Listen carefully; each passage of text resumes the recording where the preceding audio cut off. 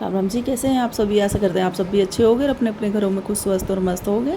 तो यहाँ पे मैं, जैसे कि मैंने बताया था कि बहू आई हुई थी, जेठ के बेटे की बहू। तो आप सबको पता है कि पहली बहू है परिवार में, तो एक अलग ही खुशी भी होती है। मतलब जैसे एक पहले बच्चे से अलग ही वो होता है ना, अलग ही खुशी और एक अलग ही सबका प्यार, वो उस तरह से।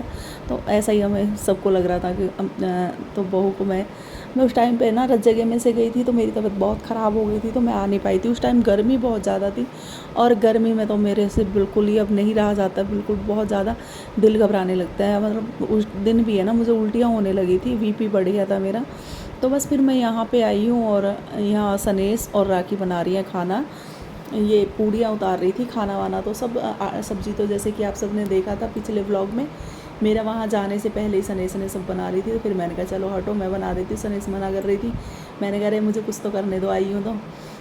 फिर बस यहाँ आके सनेस और फिर डाल के देने लगी थी। खाना डालने का क्या था, बच्चे और सभी अपने आप ही, ऐसा कोई नहीं था यहाँ पे कि कोई ऐसे बैठा था कि डाल के दो, जैसे कि भोले भैया थे या कोई भी था। सब अपने आप डाल के खाना खा रहे थे परिवार की तरह।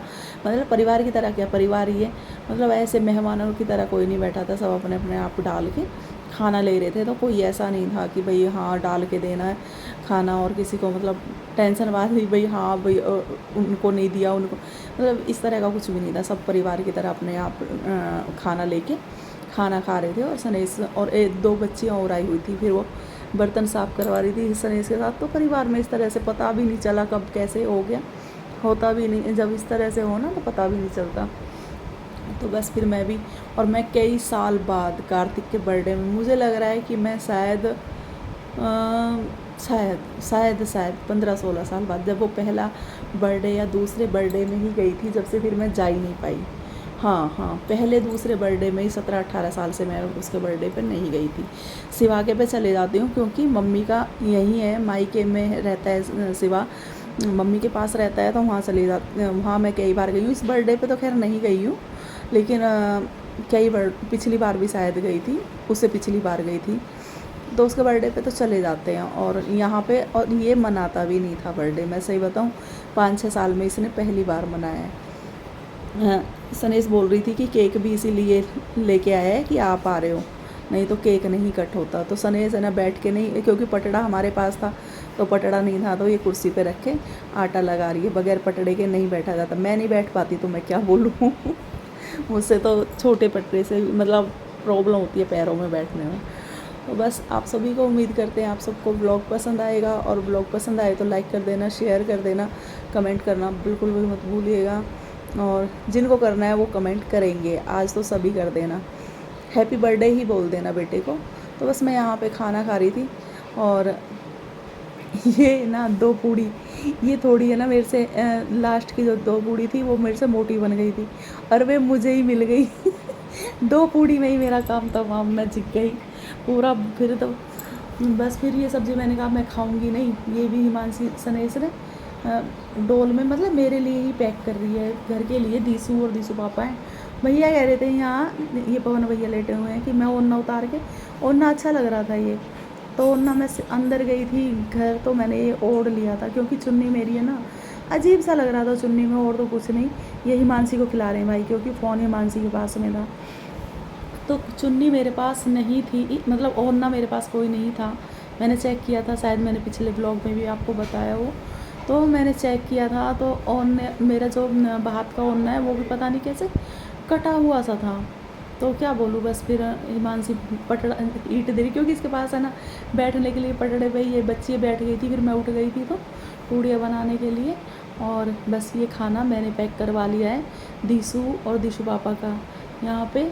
और कोई नहीं था, मतलब मेरे देवर या ससुर, इसलिए मेरी चुन्नी भी उतर रही थी, मुझे कोई टेंशनबाजी नहीं थी, अंधेरा हो रखा था।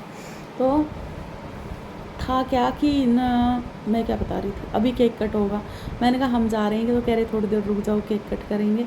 वैसे मैं 9:30 पौने 10 बजे तक आ ली थी घर पे, ज़्यादा टाइम नहीं लगा था। यहाँ पे हिमांशी सनेस कर रही है बर्तन साफ़, और मेरे से बैठ के बर्तन साफ़ भी नहीं होते, मैं सही बताऊँ तो एक है ना मेरे लिए गांव में जाना, मैं सही बताऊँ मेरे लिए चैलेंज है अब, जैसे मेरे लिए शहर में चैलेंज था ऐसा नहीं है। वहाँ भी मेरा मन नहीं लगा था शुरू में। एक तो मेरे पास उस टाइम बच्चे नहीं थे, दिशु और हिमांशी। तो दिशु मेरा 2.5 साल बाद हुआ था, मतलब वहाँ जाने के 2.5 साल बाद आया था मेरी ज़िंदगी में। तो गांव में मेरे लिए और भी चैलेंज भरा है। देखते हैं जो होगा जैसे होगा। और आप सबसे बात करूँगी, सभी का पूछना भी है कि आप ऐसे कैसे चले गए, दुनिया शहर में जाती है, आप गांव में क्यों चले गए। तो उसके लिए भी बात करूँगी, सब एडजस्ट हो जाएगा जैसे हम करेंगे। अगर मैं ऐसे करूँगी तो बच्चे कैसे करेंगे? वो तो बच्चे मेरे वीडियो नहीं देखते हैं, इसलिए मैं बता रही हूँ। मैं बच्चों के सामने तो ये कहती हूँ, बेटा बहुत अच्छा लगेगा जब गांव में जब मकान बन जाएगा ना अपना, तो बहुत अच्छा लगेगा। बच्चों को तो मैं समझा देती हूँ। बच्चे बहुत मतलब थोड़ा होता है ना कि जिस माहौल में हम रह रहे हैं हमें उसी की आदत हो जाती है, एक शांत रहने की। और एक आदत मेरी और है, अपने तक इतना मतलब ना गुड़ सा मीठा रहो ना नीम सा कड़वा रहो, इस तरह की। तो बस बहुत कुछ है जो मैं क्या बताऊँ बस। बाकी तो मैं किसी को कुछ नहीं कहूँगी। शायद मेरा ही नेचर अब अच्छा नहीं रहा। एक तो मेरी तबीयत, सही बताऊँ ना, मेरी तबीयत ख़राब रहती है, मेरा शांत रहने का मन करता है। मुझे बस आराम से, ना शोर हो ना कहीं, शांत। और सही बताऊँ, शोर की वजह से मैं वहाँ चैं पें शांत रहने का मन करता है। और कई दिन मैं बिल्कुल भी नहीं सोऊंगी। और जब मैं सोऊंगी तो कोई ये नहीं कहेगा तू कि ये सो गई है। जिस टाइम भी मुझे नींद आ जाए कोई घर में ये नहीं कहेगा, बस घर वाले कहते हैं तू किसी तरह सो जा, जिस टाइम भी सो जाऊँ। लेकिन गांव में ये चीज़ एक होता है ना, और ये इस टाइम सो गई। अभी है ना, एक दिन मैं 10 बजे ही सो गई थी, तो इन्होंने मुझे बताया कि कह रहे थे कि यार इस टाइम सो गए। तो घर वालों को पता है, मेरा भी और सब कुछ। मतलब उस दिन जब नींद नहीं आई तो 3:30 बजे उठ गई और पूरा काम फिनिश कर लिया। तो होता है कि जो होगा देखा जाएगा। अब बर्थडे एंजॉय करो। और ये वीडियो मुझे लगता है छोटी ना हो जाए, होगा सो देखा जाएगा। अभी तो मैं एडिट कर रही हूँ। तो आप सभी को व्लॉग कैसा लगा कमेंट करके बताना। आप हैप्पी बर्थडे बोल देना, उसी में मैं समझ जाऊँगी। तो केक कट करने के बाद हम जल्दी ही निकल गए थे, रात हो गई थी काफ़ी।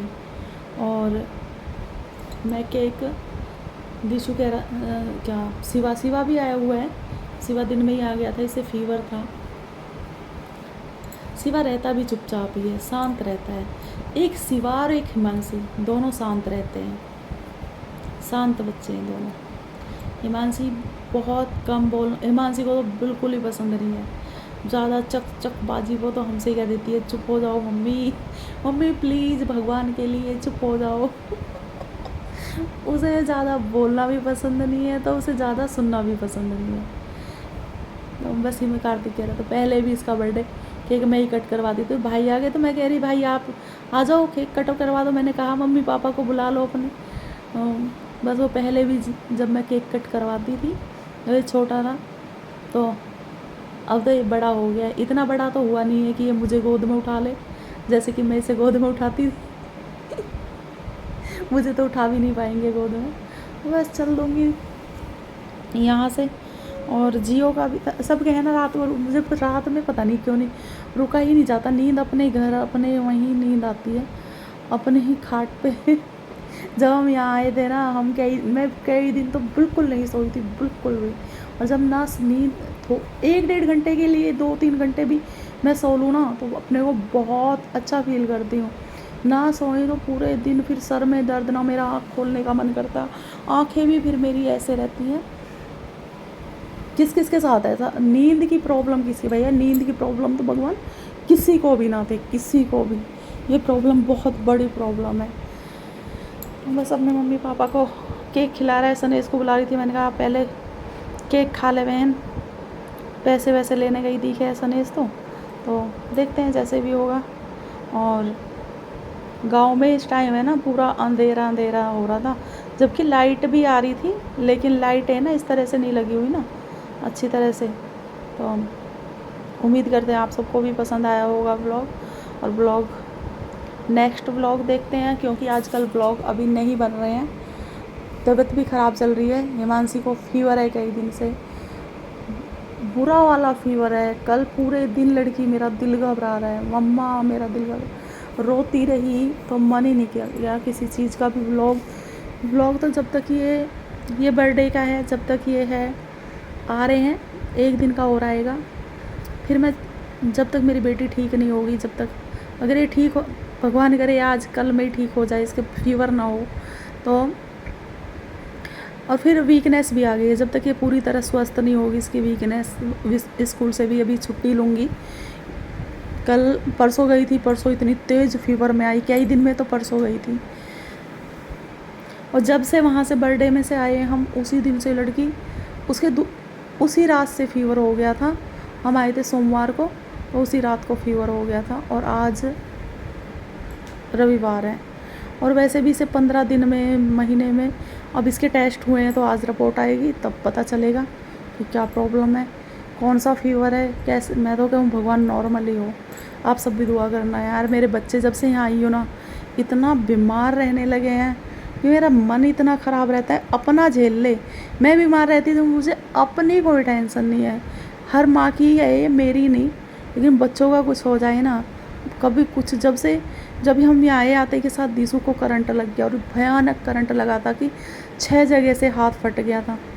और फिर भी जब से अब खांसी जुकाम ना तो दीसू का खांसी जुकाम गया, ना कभी बुखार, कभी कुछ, कभी पैर में लग गई, कभी मोच आ गई।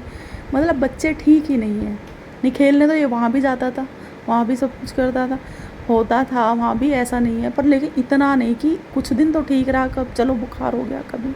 बुखार तो इसे खैर भयानक वाला ही होता है जब होता है, तो भगवान ना करे ऐसे बुखार हो। या यहाँ तो डॉक्टरों की भी प्रॉब्लम है। पता नहीं, मैं अपनी फीलिंग नहीं बयां कर सकती। और इसमें ना ये मेरी अपनी मर्ज़ी थी, और पता नहीं जो होता है भगवान की मर्ज़ी से होता है। पता नहीं मेरा क्या दिमाग